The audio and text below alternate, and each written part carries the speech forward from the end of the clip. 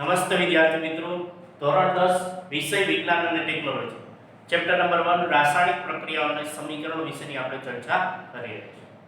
આજે આપણે પાઠ્યપુસ્તક પેજ નંબર 10 ઉપર આપેલી એક પ્રવૃત્તિ અને બે પ્રશ્નો આપણે સોલ્વ કરીશું. ચાલો સૌથી પહેલા પ્રવૃત્તિ આપેલી છે.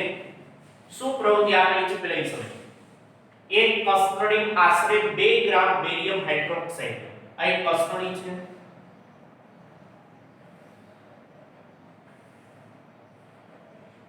એક કસ્ટડીના અંદરના ભાગમાં 2 ગ્રામ બેરિયમ હાઇડ્રોક્સાઇડ લેવાનું છે.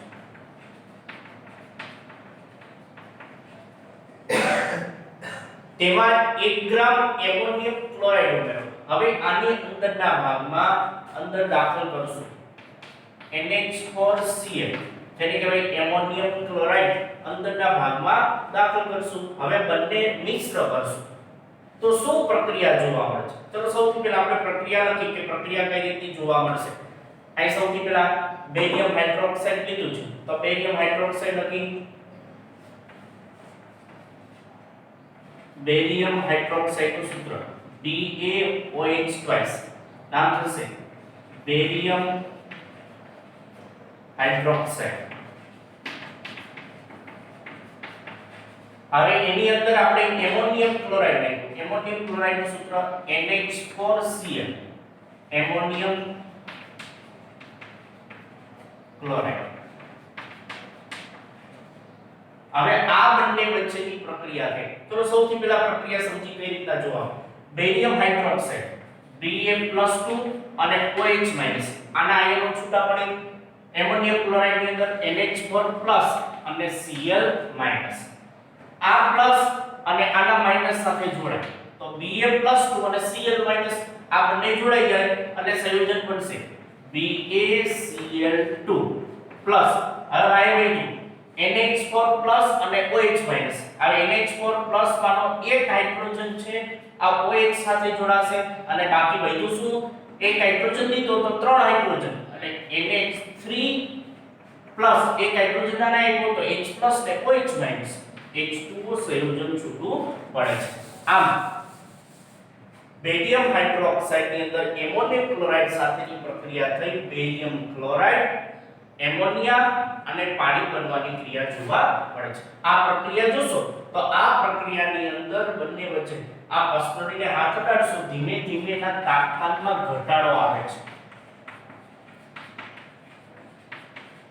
પહેલા જેટલું તાપમાન હોય એના કરતા તાપમાનમાં ઘટાડો આવે છે. જે શું કે છે આપણે આગળ જોયું કે તાપમાનમાં ઘટાડો આવે છે જેથી ઈ પ્રક્રિયા છે ઉષ્માનું શોષણ કરતી, જેથી આ પ્રક્રિયાને ઉષ્મા શોષક પ્રક્રિયા કહેવામાં આવે છે. ચલો બધા પ્રશ્નોના જવાબ આપીએ. તમારી હથેળી ને કસ્ટડીના તળિયાના સંપર્કમાં લાવશો તો તાપમાનમાં ઘટાડો અનુભવ. તો શું આ ઉષ્માક્ષેપક પ્રક્રિયા છે ઉષ્મા શોષક? તો ઉષ્મા શોષક પ્રક્રિયા થશે. તો આનો જવાબ થશે. હવેના પછીનો પ્રશ્ન નંબર 1 આપેલો છે કે પદાર્થ X નું દ્રાવણ ઢોળવા માટે ઉપયોગ કરવામાં છે. અગાઉ યાદ કરી આપણે પ્રવૃત્તિ સંયોગીકરણની અંદર પ્રવૃત્તિ હતી કે દ્રાવણ કડી ચૂનો બધાને યાદ છે. કડી ચૂનાની પ્રક્રિયા ઢોળવા માટે ઉપયોગ કરવામાં આવતી. તો યાદ કરી સૂત્ર X, પદાર્થ X નું દ્રાવણ ઢોળવા માટે વપરાય છે. યાદ છે? તો પદાર્થ X નું નામ આપો અને તેનું સૂત્ર ચલો નામ બધાને યાદ છે. નામ થશે કેલ્શિયમ ઓક્સાઇડ અને એનું સૂત્ર થશે કેલ્શિયમ ઓક્સાઇડ નું સૂત્ર શું થાય? CaO. તો પહેલા પ્રશ્નનો જવાબ થશે કે કેલ્શિયમ ઓક્સાઇડ નો ઉપયોગ એ દ્રાવણને ઢોળવા અને એનું સૂત્ર થશે CaO. બીજો પ્રશ્ન આપીશું. પહેલા પ્રશ્નમાં જેનું નામ જણાવ્યું, કેનું નામ જણાવ્યું? Calcium oxide. એ પદાર્થ X ની પાણી સાથેની પ્રક્રિયા.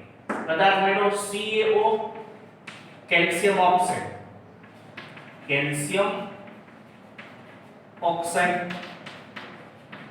એની પાણી સાથેની પ્રક્રિયા એટલે પ્લસ H2O, પાણી સાથેની પ્રક્રિયા.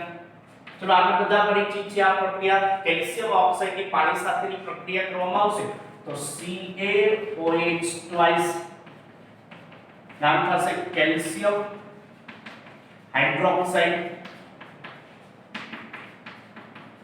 અને પુષ્કળ પ્રમાણમાં ઉષ્મા છૂટી પડે છે. આ કેલ્શિયમ ઓક્સાઇડ ને ફોડેલો ચૂનો પણ કહી શકીએ અથવા ચૂનાનું નીતર્યું પાણી પણ કહી શકીએ છે. તો આ પ્રશ્નનો જવાબ પદાર્થનું નામ કેલ્શિયમ ઓક્સાઇડ અને એનું સૂત્ર CaO. જે પદાર્થ મળ્યો એનું નામ કેલ્શિયમ ઓક્સાઇડ, એની પાણી સાથેની પ્રક્રિયાથી કેલ્શિયમ હાઇડ્રોક્સાઇડ અને પુષ્કળ પ્રમાણમાં ઉષ્મા પ્રાપ્ત થાય છે. બીજો પ્રશ્ન પ્રવૃત્તિ નંબર 1.7. ચલો સૌથી પહેલા પ્રવૃત્તિ નંબર 1.7 ને યાદ કરીએ. ચલો અહીં દર્શાવું છું પ્રવૃત્તિ નંબર 1.7. સામાન્ય રૂપમાં બધાને યાદ છે પ્લાસ્ટિકના કપ વાળી પ્રવૃત્તિ હતી. એમાં નાના છિદ્ર પાડી અને આ બંને જગ્યાએ એક વિદ્યુત ધ્રુવો આ કસ્ટડી ઊંધી કસ્ટડી દાખલ કરેલી હતી. નીચેના ભાગે એનોડ અને કેથોડ અને એની સાથે એક 6 વોલ્ટની બેટરી દર્શાવેલી હતી અને આખા દ્રાવણની અંદર એ પાણી ભરેલું હતું. તો પાણી ભરેલું એક જુઓ ક્યાં છે? આ બાજુ એનોડ અને કેથોડ, આ બાજુના ભાગમાં ઓક્સિજન અને આ બાજુના ભાગમાં હાઇડ્રોજન છૂટું પડેલું જોવા મળતું. તો આ પ્રવૃત્તિ નંબર 1.7 માં એક કસ્ટડીમાં એકત્રિત થયેલો વાયુનો જથ્થો બીજી કસ્ટડીમાં એકત્રિત થયેલા વાયુના જથ્થા કરતાં બમણો શા માટે છે? તો આ વાયુના નામ દર્શાવો. ચાલો સૌથી પહેલા આપણે જોઈએ પાણીના વિદ્યુત વિભાજન. પાણીના વિદ્યુત વિભાજનમાં દ્વારા હાઇડ્રોજન અને ઓક્સિજન અલગ થાય છે. જે આપણે જોયું પાણીના વિદ્યુત વિભાજનની અંદર પ્રક્રિયા પર જોયું H2O વિદ્યુત પ્રવાહ પસાર કરતા H2 O2 આ બે વાયુ છૂટા પડેલા જોયા. રાસાયણિક પ્રક્રિયા સંતુલિત કરી ઓક્સિજનના પરમાણુ સંખ્યા 2 છે, અહીં 2 અને આ ભાગમાં 2. તો તમે આમ જોઈ શકો તો હાઇડ્રોજન જો 2 દર્શાવે અને ઓક્સિજન 1 દર્શાવે તો હાઇડ્રોજન વાળી જે આ કસ્ટડી છે એની અંદર જથ્થો વધુ હશે અને જ્યારે ઓક્સિજન વાયુનો જથ્થો ઓછો હશે. તો આમ લખી શકીએ કે હાઇડ્રોજન એ 2 ભાગમાં અને ઓક્સિજન 1 ભાગમાં વહેંચાયેલ હશે. તો આપણે કદમાં કહી શકીએ કે હાઇડ્રોજન અને ઓક્સિજનનું કદ, હાઇડ્રોજન અને ઓક્સિજન એ કદમાં જોઈ શકીએ હાઇડ્રોજન વાયુનું પ્રમાણ વધારે છે. અહીં 2 દર્શાવેલ છે, અહીં હાઇડ્રોજન 2:1 પ્રમાણે હશે. એટલે કે 2:1 પ્રમાણની અંદર જોવા મળે છે. હવે આપણે રાસાયણિક પ્રક્રિયાનો બીજો પ્રકાર જોશું. ત્રીજો પ્રકાર વિસ્થાપનની પ્રક્રિયા. અગાઉ આપણે સંયોગીકરણની પ્રક્રિયા જોઈ, વિઘટનની પ્રક્રિયા જોઈ. હવે આપણે વિસ્થાપન પ્રક્રિયા જોશું. આ વિસ્થાપન પ્રક્રિયા જોતા પહેલા એટલે વિસ્થાપન પ્રક્રિયાની વ્યાખ્યા સમજતા પહેલા આપણે ત્રીજા ચેપ્ટરની અંદર અભ્યાસ કરશું એ થોડીક માહિતી જોઈએ. એક ધાતુની સક્રિયતા શ્રેણી. કઈ ધાતુ વધુ સક્રિય છે, કઈ ધાતુ ઓછી સક્રિય, જે આપણે ચેપ્ટર નંબર 3 ની અંદર વિગતવાર જોશું. એ પહેલા એક ધાતુની સક્રિયતા શ્રેણી યાદ રાખતા છે. યાદ રાખવા માટે છે કે લખવાનું થતું નથી. યાદ રાખવા માટેનું એક સૂત્ર છે કર્સનના કાકા માગે અલ્ટો જેન ફરાવે પરબારી હલાવે કોણ હોન્ડા સિટી આગળ આવે. એક સૂત્ર યાદ રાખવા માટે એટલે કે ધાતુની સક્રિયતા શ્રેણી યાદ રાખવા માટેનું એક સૂત્ર બનાવેલું છે. ધાતુની સક્રિયતા શ્રેણી આના ઉપરથી લખી કર્સન ના કાકા. કર્સન એટલે જેને આપણે પોટેશિયમ કે આ ગ્રેટર ધેન દર્શાવેલું છે એટલે વધુ સક્રિય. ના Na કાકા Ca માગે એટલે Mg Alto Al Zen Zl ફરારી Fe પરબારી Pb હલાવે H કોણ અહીં દર્શાવું છું Cu હોન્ડા સિટી Hg આગળ Ag આવી Au આ એક ધાતુની સક્રિયતા શ્રેણી છે કે જે શું દર્શાવે ફરીથી એકવાર કર્સર કે ના એને કાકા Cn માગે અલ્ટો An Zn એટલે ઝેન પરાની પરબારી એટલે Pt દર્શાવ્યું હલાવે H કોણ એટલે Cu મોટા સીધી લઈ છે આગળ Ag અને આવે એટલે Au ચેપ્ટર નંબર 3 ની અંદર આ વિગતવાર ચર્ચા કરશું અત્યારે ખાલી આટલી વસ્તુ સમજી ગ્રેટર ધેન દર્શાવે પોટેશિયમ સૌથી વધુ સક્રિય છે અને Au એટલે ગોલ્ડ સોનું એ ઓછી સક્રિય આપણે જાણીએ છીએ ઓછી સક્રિય હોય ને એ કોઈ પણ ધાતુ એ બીજા સાથે એસિડ સાથે પાણી સાથે સરળતાથી પ્રક્રિયા કરતું નથી જ્યારે વધુ સક્રિય હોય સરળતાથી પ્રક્રિયા કરી શકશે ચલો આનો ઉપયોગ આપણે વિસ્થાપન પ્રક્રિયાની અંદર કરવાનો છે હવે આપણે વિસ્થાપન પ્રક્રિયા સમજીએ પહેલા વિસ્થાપન પ્રક્રિયાની વ્યાખ્યા લખો વિસ્થાપન પ્રક્રિયા એટલે શું જે રાસાયણિક પ્રક્રિયામાં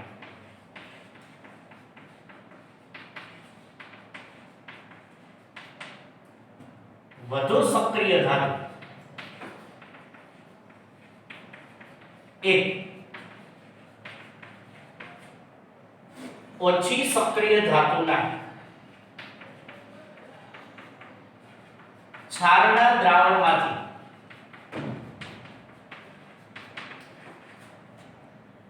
તે ધાતુ નું વિસ્થાપિત કરે તે પ્રક્રિયાને વિસ્થાપન પ્રક્રિયા કહે છે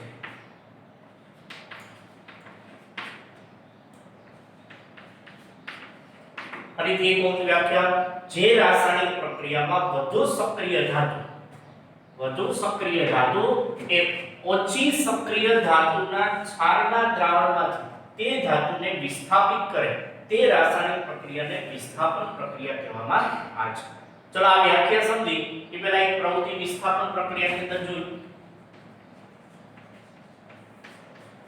એક પ્રવૃત્તિ દર્શાવી છે પ્રવૃત્તિની અંદર સૌથી પહેલા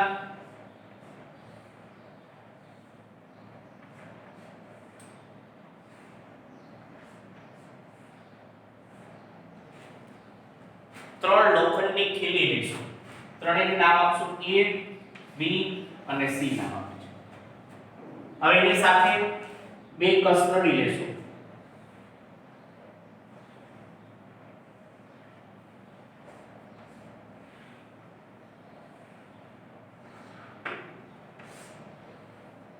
આ બે કસ્ટડીની અંદર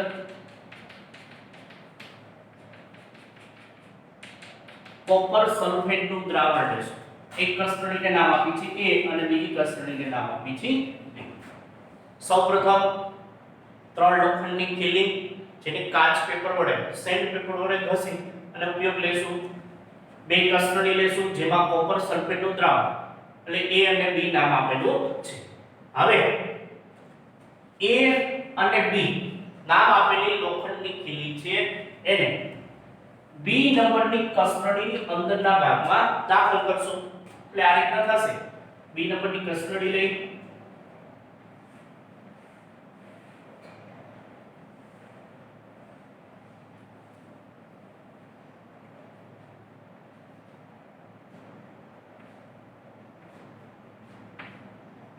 જેને એક સ્ટેન્ડ સાથે ગોઠવીશું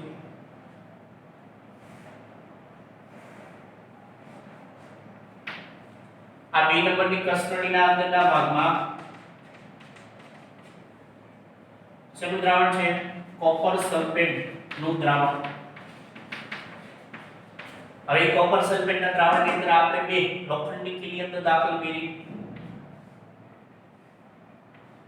એક ખીલી પણ દાખલ કરી શકો બે ખીલી અહીં દાખલ કરેલ છે પૂરેપૂરું કોપર સલ્ફેટના દ્રાવણની અંદર લોખંડની ખીલી ડૂબી જાય એ રીતના રાખવામાં આવશે હવે આ બંને એક ખીલીને એક દોરા વડે બાંધી દેશું આ રીતના એટલે નીચેના ભાગમાં અડે નહીં એ રીતના હવે આ લોખંડની ખીલી એટલે કે લોખંડની ખીલી છે હવે શું થશે કે જ્યારે કોપર સલ્ફેટના દ્રાવણમાં આ લોખંડની એ બંને ખીલી નાખવામાં આવશે. હવે 20 મિનિટ સુધી એને પ્રક્રિયા કરવામાં આવશે. હવે 20 મિનિટ સુધી રાખવામાં આવશે ત્યારે કઈ ઘટના? લોખંડની ખીલી એટલે Fe લોખંડ અથવા એને આયન પણ કહી શકો. હવે એ લોખંડની ખીલી કોપર સલ્ફેટના દ્રાવણ, કોપર સલ્ફેટ એટલે CuSO4 નું એ દ્રાવણ દર્શાવે છે. Copper sulphate. હવે આ કોપર સલ્ફેટનું દ્રાવણ છે એ ભૂરા રંગનું દ્રાવણ હશે. કેવા રંગનું દ્રાવણ છે? ભૂરા રંગનું દ્રાવણ જોવા મળશે. હવે પ્રક્રિયા શું થશે? યાદ રાખજો. હવે આપણે વિસ્થાપનની પ્રક્રિયા કરી. રાસાયણિક પ્રક્રિયામાં વધુ સક્રિય ધાતુ એ ઓછી સક્રિય ધાતુના દ્રાવણ. આ જો દ્રાવણ કેનું છે? Copper sulphate. અને ખીલી આયનની છે. તો આ બે આપણે જોયું. આયન લોખંડ, Fe અને કોપર. આ બંનેમાંથી વધુ સક્રિય ધાતુ કઈ થઈ? તો કે લોખંડ થઈ. તો આ બંનેમાંથી વધુ સક્રિય ધાતુ એટલે Fe એ વધુ સક્રિય છે અને જ્યારે કોપર એ ઓછી સક્રિય છે. તો ઓછી સક્રિય ધાતુ એનું દ્રાવણ છે અને વધુ સક્રિય ધાતુ છે. તો શું થશે આની અંદરની પ્રક્રિયામાં કે આમાંથી આ લોખંડ છે એ લોખંડ Fe આની અંદર એટલે આ દ્રાવણની અંદર જમા થશે અને જ્યારે કોપર છૂટું પડી જશે. જો પ્રક્રિયા જે રાસાયણિક પ્રક્રિયાની અંદર વધુ સક્રિય ધાતુ Fe એ ઓછી સક્રિય ધાતુનું દ્રાવણ, ઓછી સક્રિય ધાતુ એટલે કોપર, એ ધાતુનું એ વિસ્થાપિત એટલે છૂટું કરવું, દૂર કરવાની ક્રિયા. તો કોપર દૂર થઈ જશે, એની જગ્યાએ Fe આવી જશે એટલે પ્રક્રિયા આવી થશે. Fe આવી જાય તો FeSO4 પ્લસ એની જગ્યાએ એટલે કે કોપર છૂટું પડી ગયું, Cu છૂટું પડશે. નામ થશે આયન સલ્ફેટ. આ આયન સલ્ફેટનો એટલે કે હવે આ દ્રાવણનો 20 મિનિટ રાખ્યા બાદ આ દ્રાવણનો રંગ થશે આછો ભૂરો એટલે કે આછો ભૂરો અથવા આછો લીલો રંગ જોવા મળે છે. અને જ્યારે એ લોખંડની ખીલી છે એ લોખંડની ખીલી એક કથાય રંગની બનશે. કેવો રંગની બનશે? કથાય રંગની. આ આખી પ્રક્રિયા છે એ વિસ્થાપનની પ્રક્રિયા, કેમ કે વિસ્થાપિત થઈ એ છૂટી પડવાની ક્રિયા છે. હવે બીજા ઉદાહરણ જોઈએ. અન્ય ઉદાહરણ,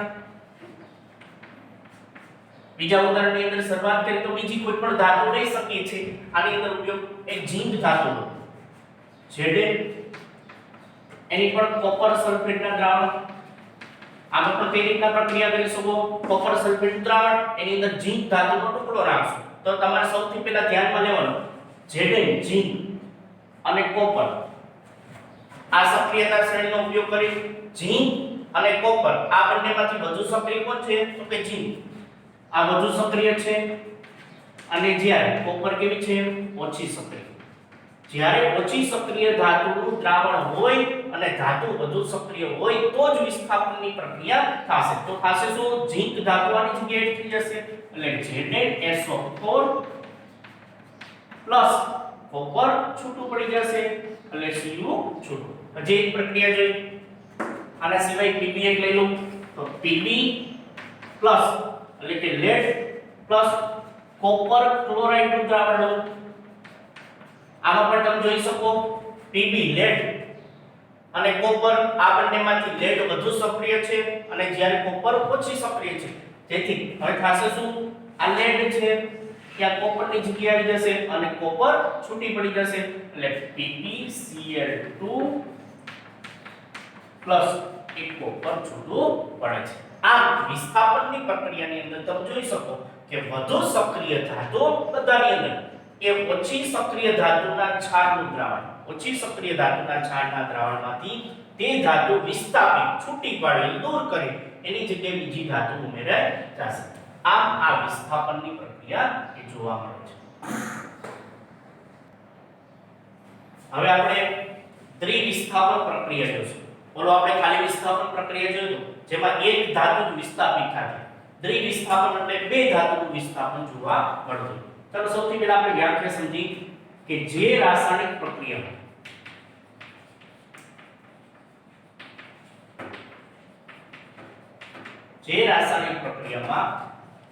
બે પ્રક્રિયકો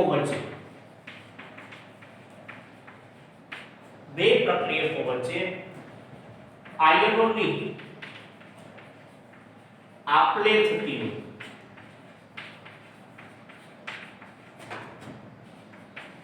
તેવી પ્રક્રિયાને દ્વિવિસ્થાપન પ્રક્રિયા કહે છે.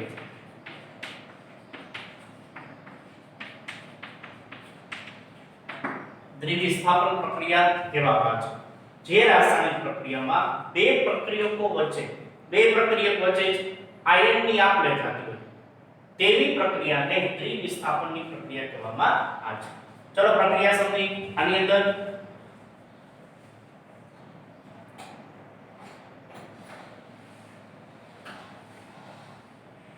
કસ્ટડીની અંદરના ભાગમાં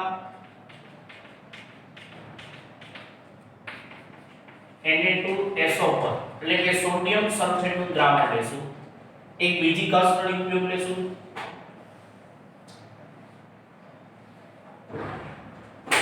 બીજી કસ્ટડીના અંદરના ભાગમાં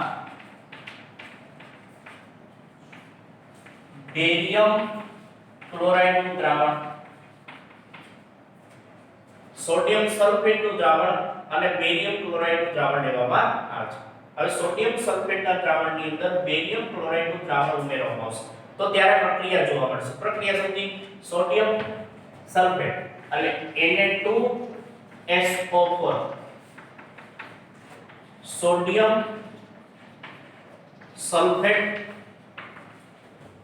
પ્લસ બેરિયમ ક્લોરાઇડ BaCl2 નું દ્રાવણ, બેરિયમ ક્લોરાઇડ. પ્રક્રિયાની અંદર આયનો જોઈ કઈ રીતના જોવા મળે છે. સોડિયમ સલ્ફાઇડ એટલે Na+ અને SO4 2- અને જ્યારે BaCl2 ના Ba+2 ને Cl-. હવે પ્રક્રિયામાં જોઈએ આના માઈનસ આ પ્લસ સાથે જોડાય, આ પ્લસ અને માઈનસ સાથે જોડાય તો Ba+2 અને SO4 2- એટલે BaSO4 મળશે પ્લસ Na+ ને Cl- એટલે NaCl મળશે. એટલે આમાં કહી શકો બેરિયમ સલ્ફેટ અને સોડિયમ ક્લોરાઇડ. જો આ પ્રક્રિયા કરવામાં આવશે ત્યારે સોડિયમ સલ્ફેટના દ્રાવણમાં બેરિયમ ક્લોરાઇડ નાખવામાં આવશે તો એની અંદર સફેદ રંગના બેરિયમ સલ્ફેટના કણો જોવા મળશે.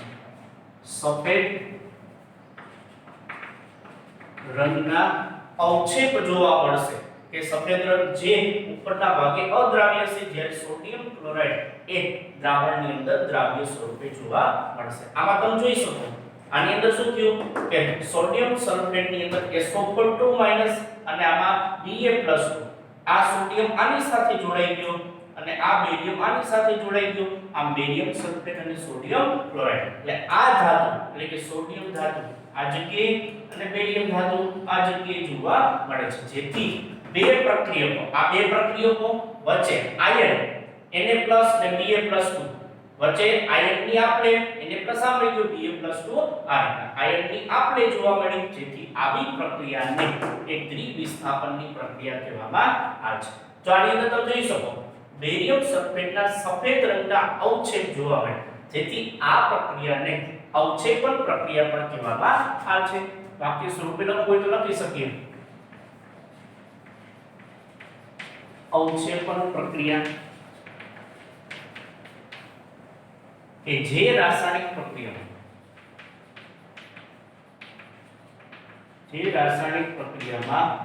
એ રાસાયણિક પ્રક્રિયા દરમિયાન